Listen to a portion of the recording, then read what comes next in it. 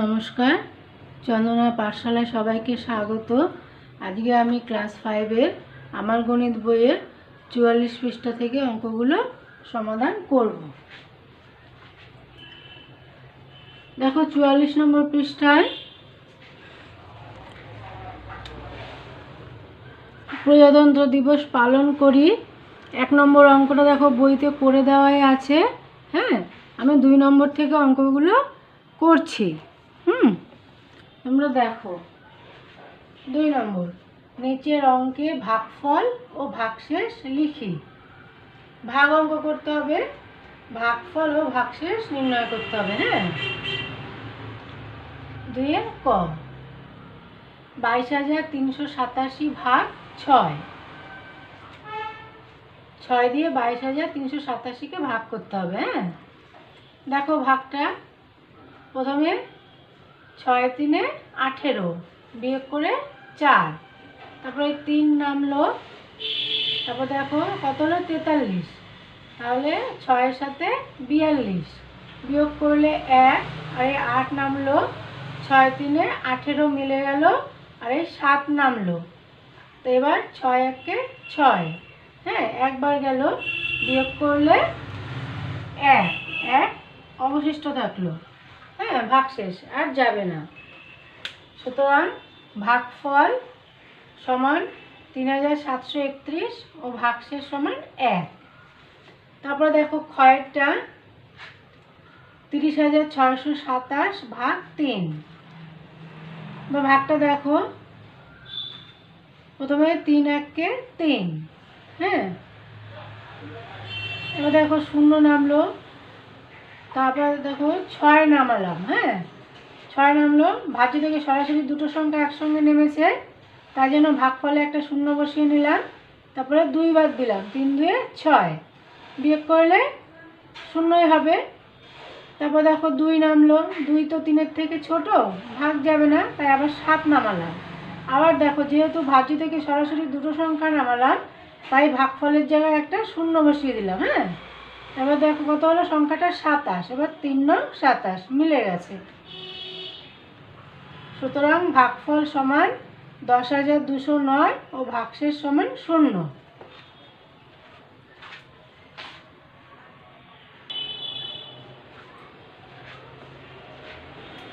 গ 45,832 ভাগ 8।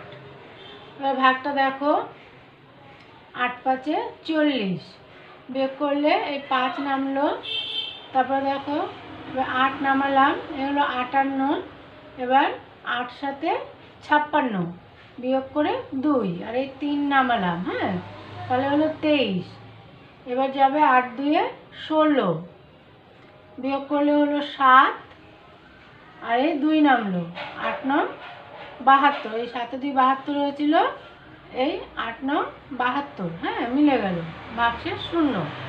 সুতরাং ভাগফল সমান 5,729 ও ভাগশেষ সমান 0। তারপরে ঘয়েরটা দেখো 68,235 ভাগ 9। এবার ভাগটা দেখো 9 সাথে 63, হ্যাঁ বিয়োগ করলে 5 হলো, আর এই 2 নামলো, এ হলো 52। এবার দেখো 5 বাদ দিলে 5 9 45 বিয়োগ করলে 5-এর থেকে 12 গেলে 7, হাতে 1, 4 1 5, 5 5 0, বাদিকে 0 বসে না, আর এই 3 নামালাম। হ্যাঁ, তাহলে হলো সংখ্যাটা হলো 73। দেখো 8 বার দিয়েছি, 9 8 72 বিয়োগ করলে 1, আর এই 5 নামালাম, এ হলো 15, এবার 9 1 9 বিয়োগ করলে হবে 6। আর ভাগ যাবে না, 6 হলো ভাগশেষ, আর ভাগফল হলো 7,581। সুতরাং ভাগফল সমান 7,581 ও ভাগশেষ সমান 6।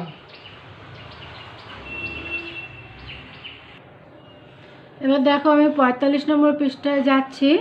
45 নম্বর পৃষ্ঠায় 3 নম্বর ও 4 নম্বর অঙ্কটা বইতে করে দেওয়াই আছে, আমি 4-এর ক থেকে করছি। হ্যাঁ,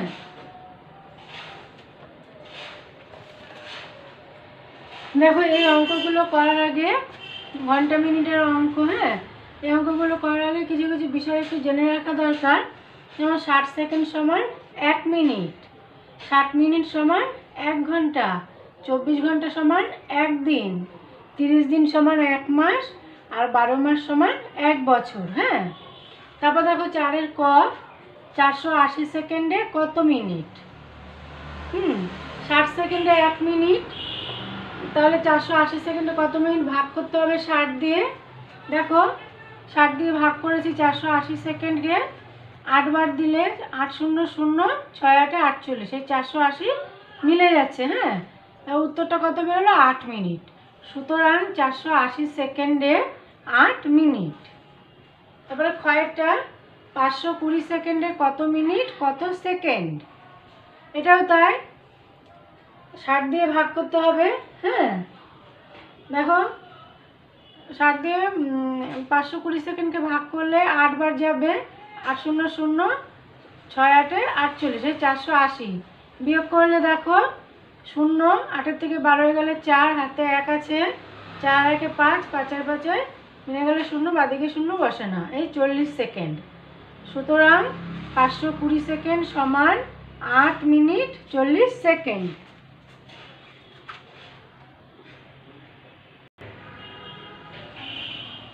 তারপরে দেখো গয়েরটা 770 মিনিটে কত ঘন্টা কত মিনিট? হ্যাঁ, 60 মিনিটে 1 ঘন্টা, তার মধ্যে 60 দিয়ে ভাগ করতে হবে।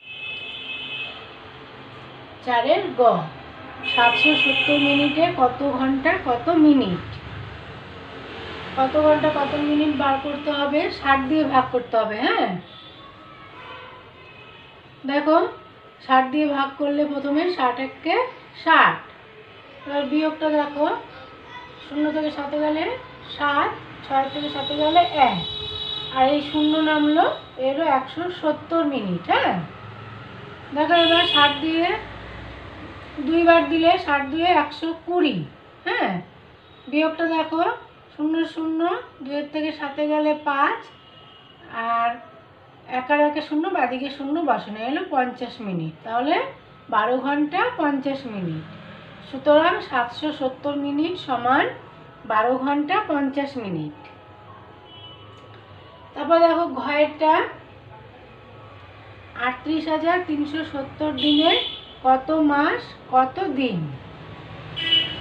30 দিনে 1 মাস আমরা জানি। হ্যাঁ, তাহলে 30 দিয়ে ভাগ করলেই ভাগফলটা মাস বেরোবে, আর যেটা অবশিষ্ট থাকবে সেটা দিন বেরোবে। হ্যাঁ, দেখো ভাগটা 30 1 30, বিয়োগ করলে 0 থেকে 8 গেলে 8, আর এই 3 নামলো, 83 হলো। 30 2 60, বিয়োগ করলে 0 থেকে 3 গেলে 3, 6 থেকে 8 গেলে 2, আর এই 7 নামলো। হ্যাঁ, এগুলো 237 দিন। এবার 30 দিয়ে 7 গুণ করলে হবে 7 0 0, 7 3 21, 7 বার দিলে। হ্যাঁ, এলো 210, বিয়োগ করলে দেখো 0 থেকে 7 গেলে 7, 1 থেকে 3 গেলে 2, আর এই 0 নামলো, এই হলো 270। এবার দেখো 30কে 9 দিয়ে গুণ করলে 9 0 0, 9 3 27, এই মিলে গেল। হ্যাঁ, তাহলে 1279 মাস আর 0 দিন। সুতরাং 38,370 দিন সমান 1279 মাস ও 0 দিন।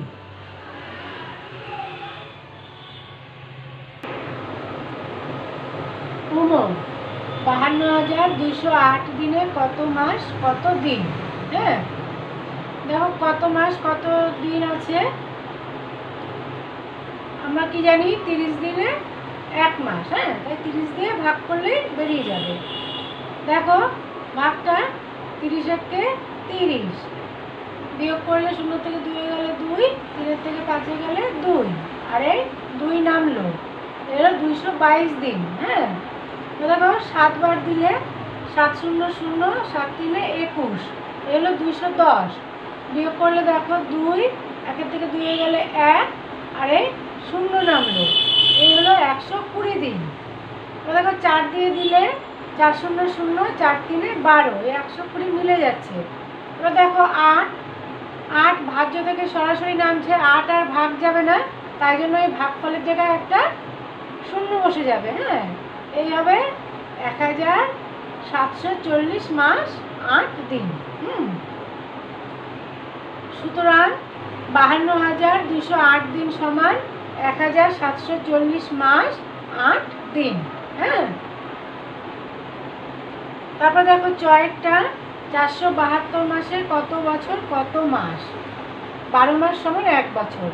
হ্যাঁ, 12 মাসে 1 বছর, তাহলে 12 দিয়ে ভাগ করলে বেরিয়ে যাবে। দেখো ভাগটা 3 12 36, বিয়োগ করলে 1, 3 থেকে 4 গেল 1, আর এই 2 নামলো, এলো 112 মাস।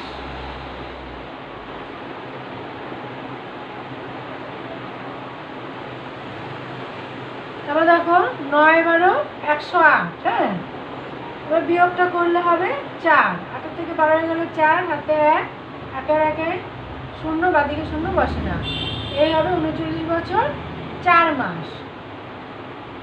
সুতরাং 472 মাস সমান 39 বছর 4 মাস।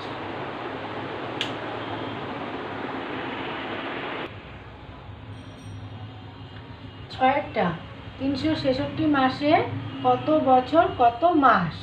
হ্যাঁ, আমরা কি জানি 12 মাসে 1 বছর, তাহলে 12 দিয়ে ভাগ করলে বেরিয়ে যাবে। ভাগটা দেখো 3 12 36। হ্যাঁ, বিয়োগ করলে 0 0, বাদিকে 0 বসবে না, 6 নামলো, 6 আর ভাগ যাবে না, যেহেতু ভাজ্য থেকে সরাসরি 6 নেমেছে, ভাগ যাবে না, তাই জন্য ভাগফলের জায়গায় একটা 0 বসে যাবে। হ্যাঁ, তাহলে এই হলো 30 বছর 6 মাস। সুতরাং 366 মাস সমান 30 বছর 6 মাস। বর্গের জোড়টা দেখো 420 মিনিটে কত ঘন্টা। আমরা কি জানি 60 মিনিটে 1 ঘন্টা, তাহলে 60 দিয়ে ভাগ করলে বেরিয়ে যাবে। 60 দিয়ে ভাগ করলে দেখো 7 বার দিলে 7 0 0, 7 6 42, 420 420 মিলে গেছে, তাহলে হবে 7 ঘন্টা। হ্যাঁ, সুতরাং 420 মিনিটে 7 ঘন্টা।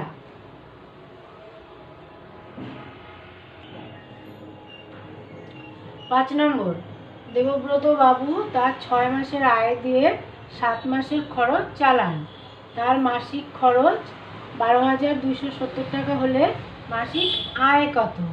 হ্যাঁ, দেখো দেবব্রত বাবুর 6 মাসের আয় দিয়ে যদি 7 মাসের সংসার খরচ হয়, অর্থাৎ 6 মাসের আয় সমান 7 মাসের খরচ। হ্যাঁ, এবার দেখো এখানে তার মাসিক খরচ দেওয়াই আছে। 1 মাসের খরচ 12,270 টাকা, সুতরাং 7 মাসের খরচ 12,270 গুণ 7 টাকা।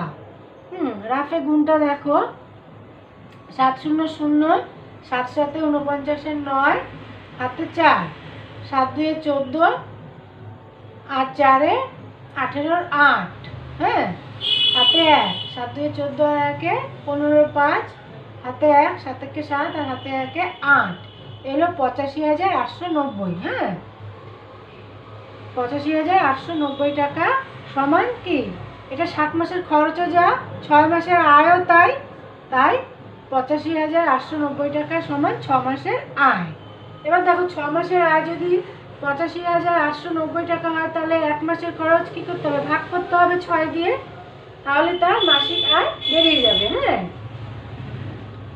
6 মাসের আয় 85,890 টাকা, সুতরাং 1 মাসের আয় 85,890 ভাগ 6 টাকা।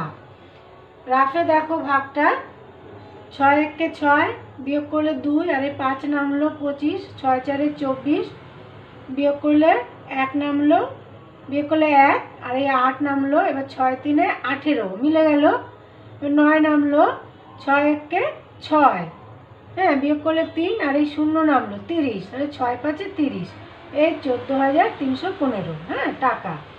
সুতরাং দেবব্রত বাবুর মাসিক আয় 14,315 টাকা।